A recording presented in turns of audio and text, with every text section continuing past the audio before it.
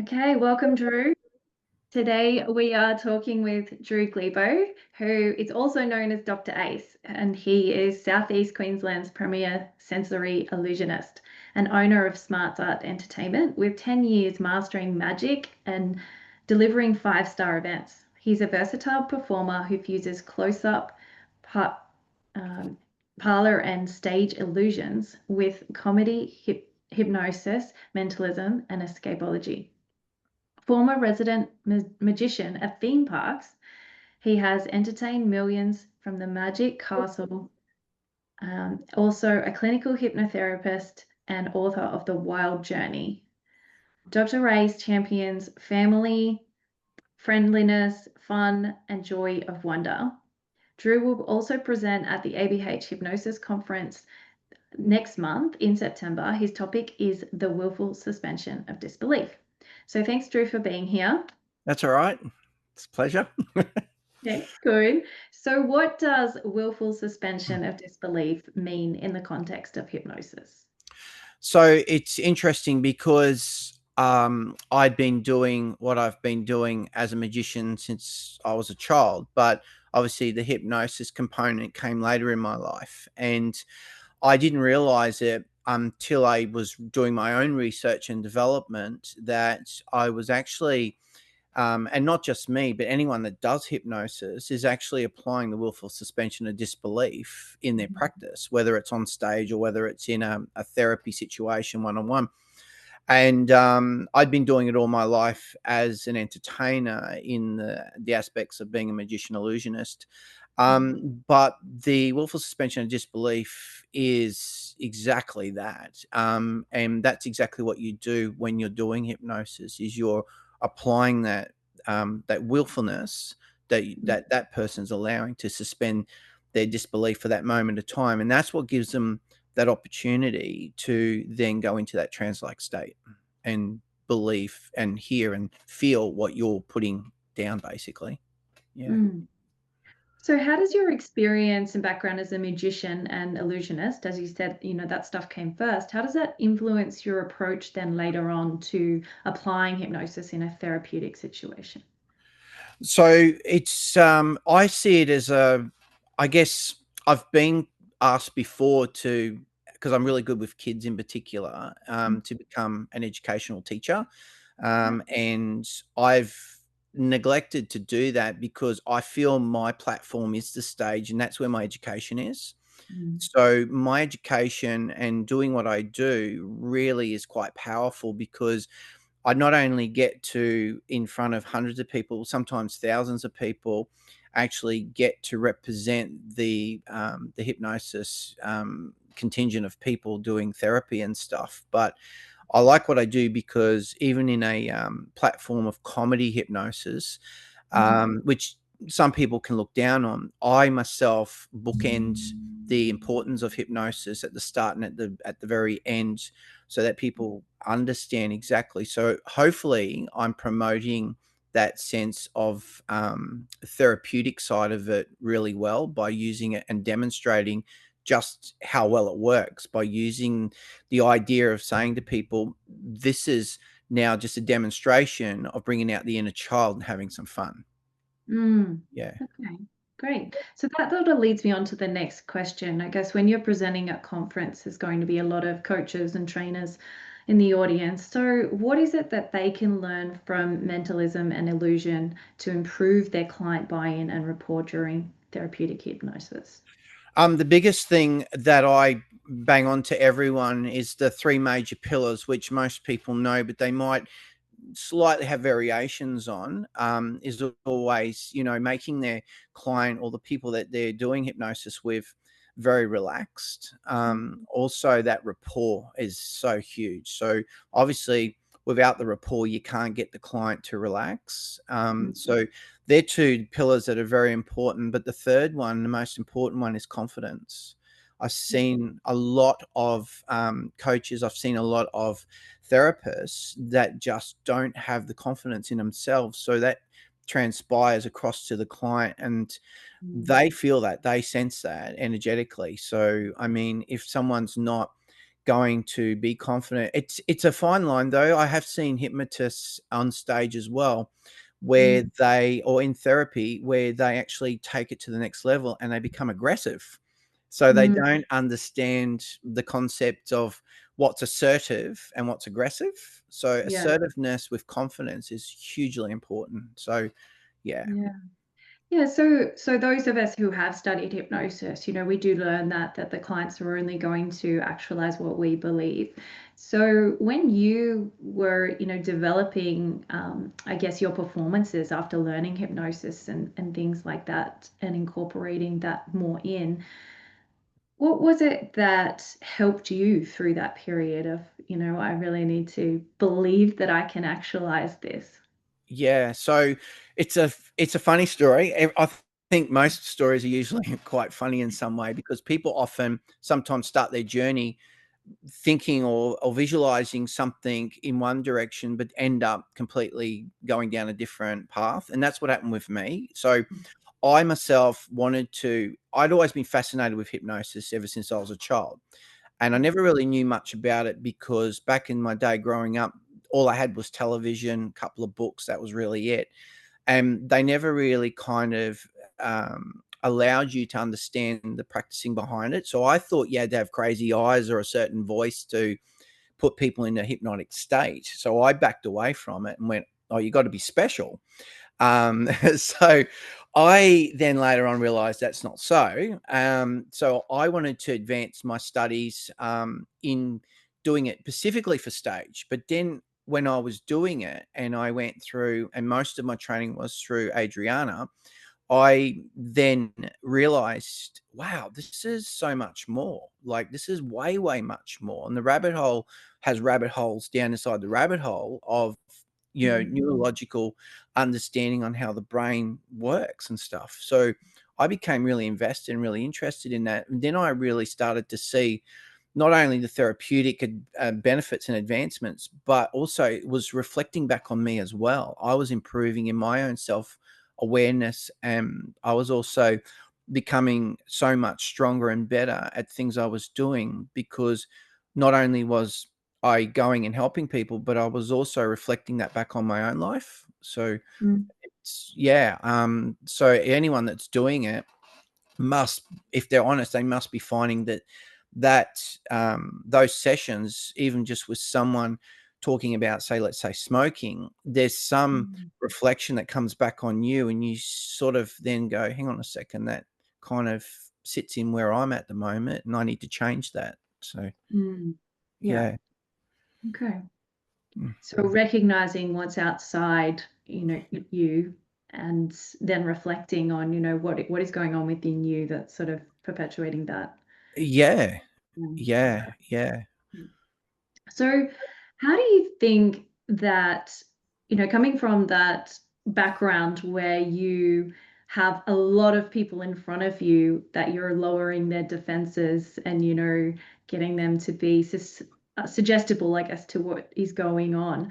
How would you then advise, coaches and trainers to be able to do that, to lower that skepticism within their clients and within their students?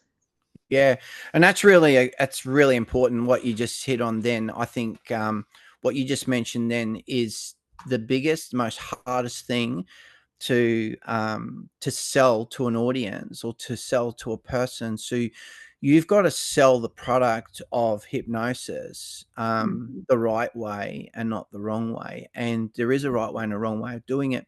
What I've learned over the years is that, again, it's the rapport that builds the trust, and it comes back to that rapport again, that confidence, and that when I'm there in front of so many different people, I am being judged by so much different perception and projection of different people out in that audience.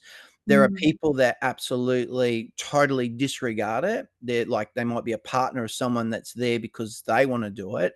Then there's mhm, people that are sitting the fence line. There's a lot of people that sit the fence line, and they sit the fence line because it's the lack of knowledge. It's mm, really, I know once Adriana did say in one of her teachings that NLP, when you mention NLP to someone, they go, "What is that?" And they still do, let alone hypnosis. And I often say to the crowd, "What is hypnosis to you?"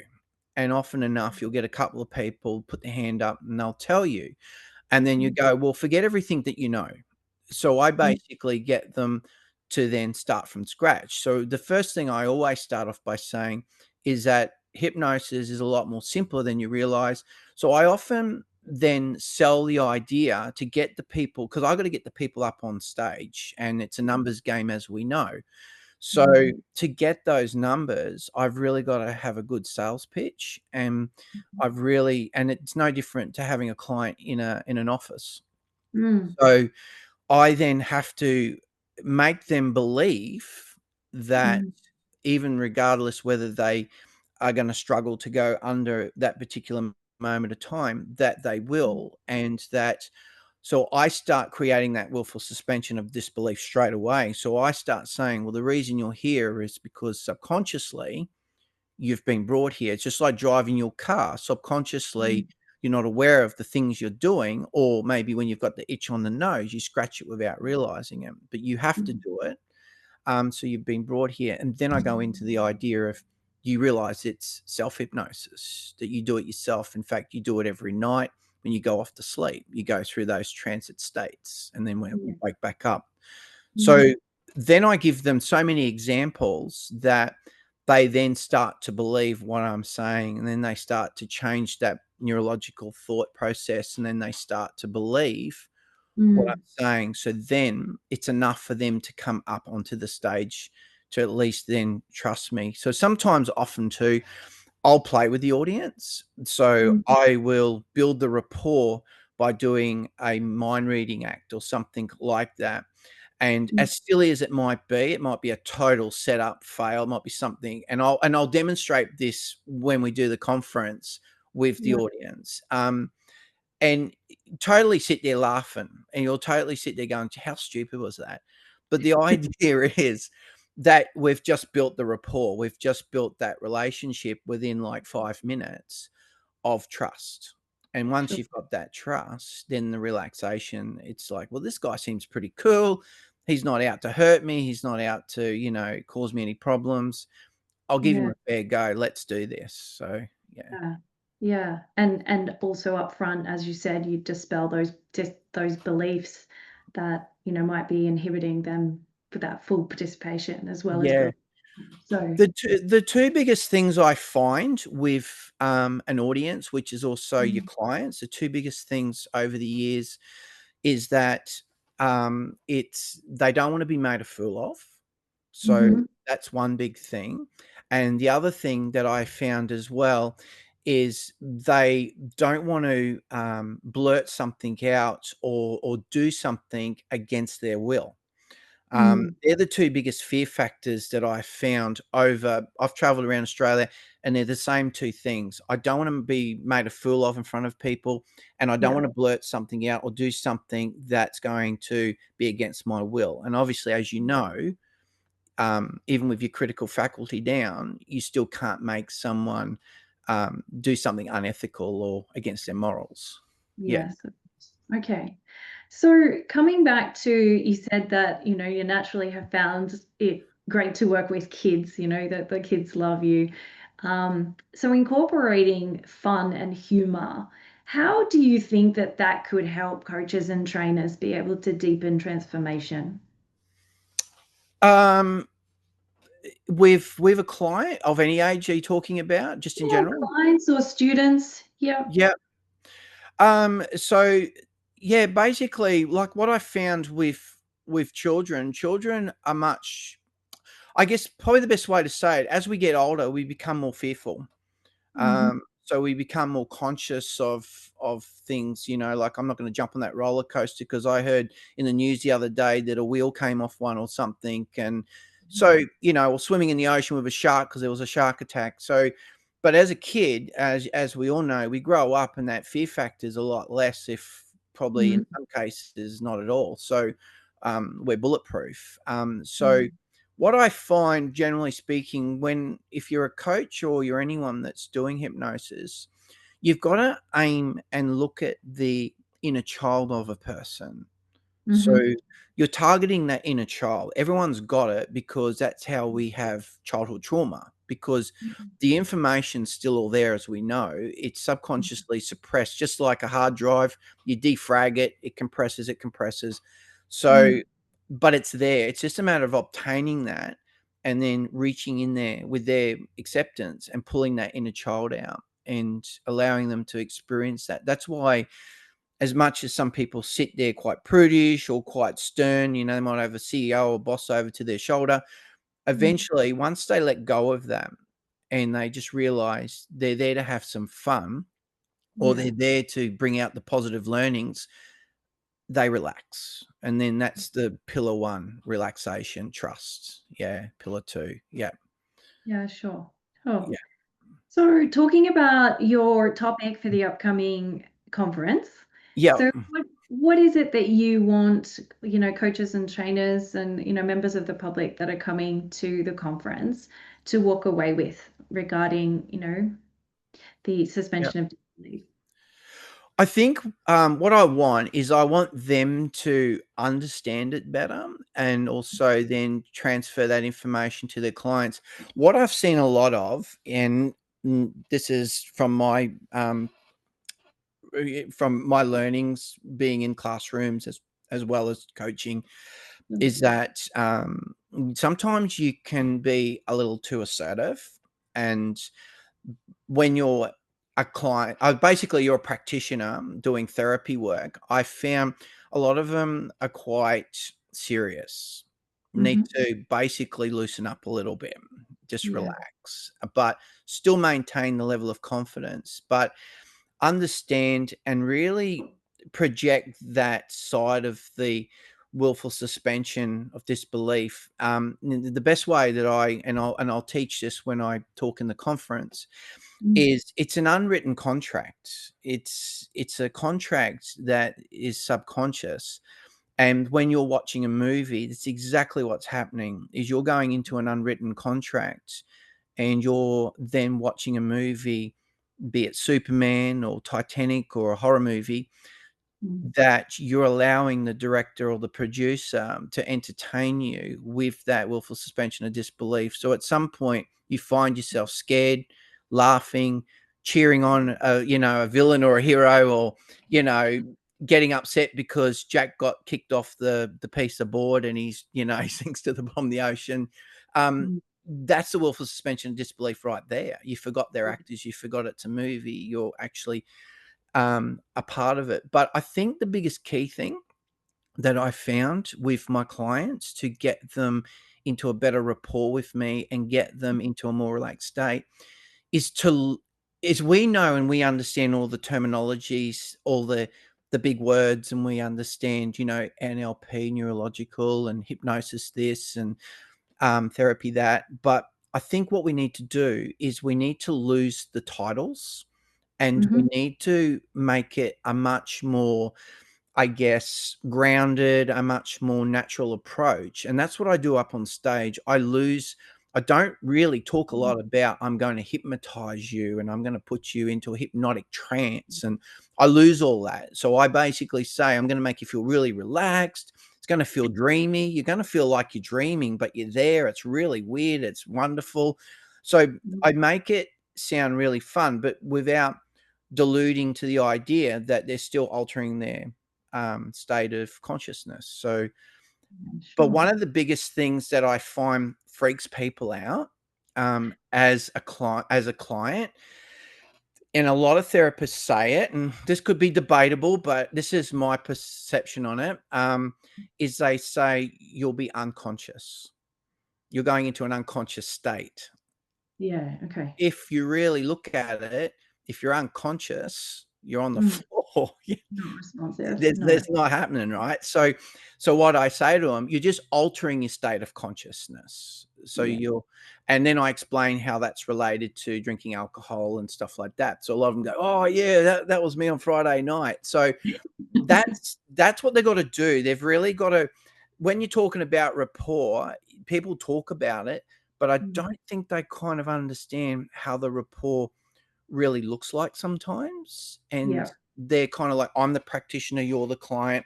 They have their little Mhm. book in their hand, they have their script ready, and it's so regimed, it's so diligent. It's just got to lose it a little bit, I think, and just sort of sit back and kind of throw a little bit of caution in the wind, but your general structure's still there. It's just then that's how the willful suspension then kicks in, because then they Yeah. start to visualize, as you know, visualization's key. So yeah. That's right. Yeah. So Yeah. it's more taking a step back and recognizing what it is that they need or want and would understand in the context of the coaching session, rather than be like, we want to look professional as Yeah, yeah, the therapist. And it's more focusing back on them, isn't it? What they really need, what will make them feel relaxed and yeah. then yeah, sure. That's Yeah, it's like that, movie, and I can't think of the name at the moment, but Robin Williams was the doctor who dressed up and had the clown nose and stuff and made great. people laugh. Well, he was professional, but at the same time, his approach was much more of a better rapport. He was getting Mhm. results. People were actually starting to feel good and stuff. So, Yeah. so that type of approach, it's an external approach of visual, but the Mhm. internal stuff is still all the same. It's still a very professional, outcome, and still. But I just think that you're raising the bar of having better outcomes if you just really look at the rapport, like that matching and mirroring and cross matching and all that stuff's really Mhm. important as well. But Mhm. yeah. Yeah, great. All right. Well, thank you so much, Drew, for making the time today and for Yeah, that's talking, all right.